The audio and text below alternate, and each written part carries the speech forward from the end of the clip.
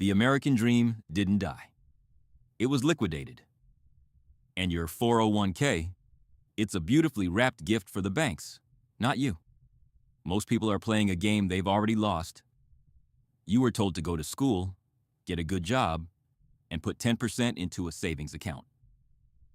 You were told that if you worked hard for 40 years, the magic of compounding would set you free. That was the 1950s playbook.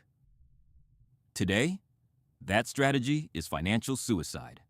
In the next 10 minutes, I'm going to show you the math of misery, the exact mechanics the top 0.1% use to keep the rest of the world as permanent renters of their own lives.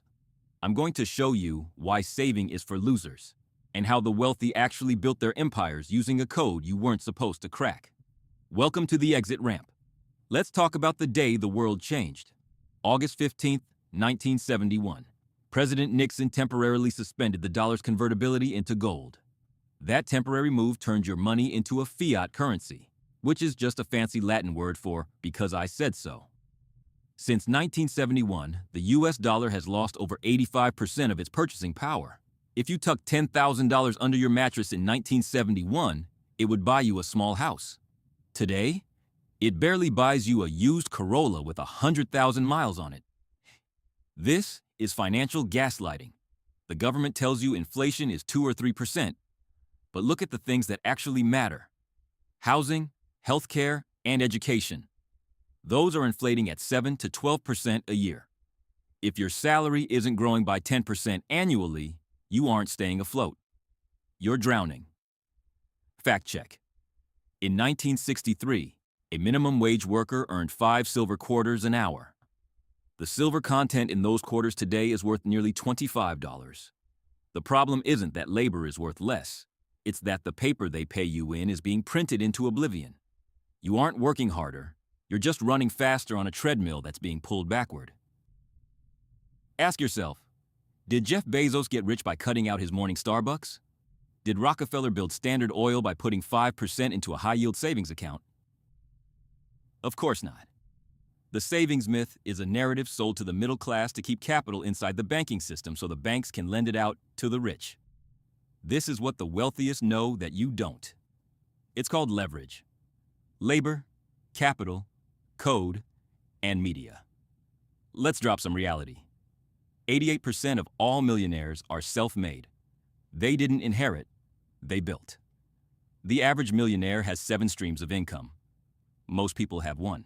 Wealthy Americans spend 0% of their time saving and 100% of their time acquiring assets. In recent years, the top 1% captured nearly twice as much wealth as the rest of the world combined. Most billionaires take a salary of $1. Why? Because income is taxed heavily, but assets like stocks and real estate are taxed at 0% until you sell. The titans of today don't trade their time for money. They build permissions-less leverage. They write code that works while they sleep. They build media brands that broadcast while they sleep. They don't save dollars. They collect equity. So, how do you stop being a bag holder for the dying dollar? You need to achieve escape velocity. First, stop being a consumer and start being an owner. In the US, we are programmed to buy liabilities that look like assets.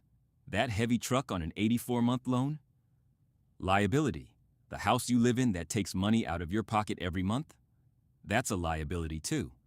You need to seek asymmetric upside. Safe.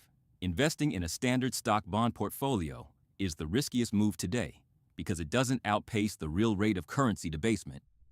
You need to invest in things that have a capped downside but an infinite upside.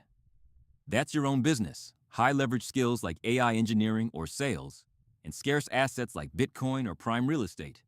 The middle class is being hollowed out. There is no more middle. You are either an asset owner or you are an asset. You are either the person paying the rent or the person collecting it. There is no safe third option anymore. We are living through the greatest wealth transfer in human history. The system wasn't designed to make you rich. It was designed to make you useful. Every dollar you save in a bank is a vote for your own stagnation.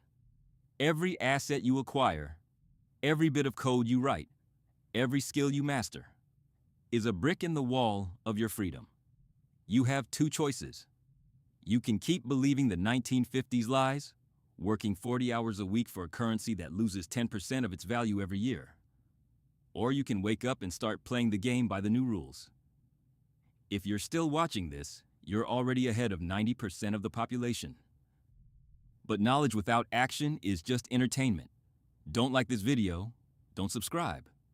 Just take the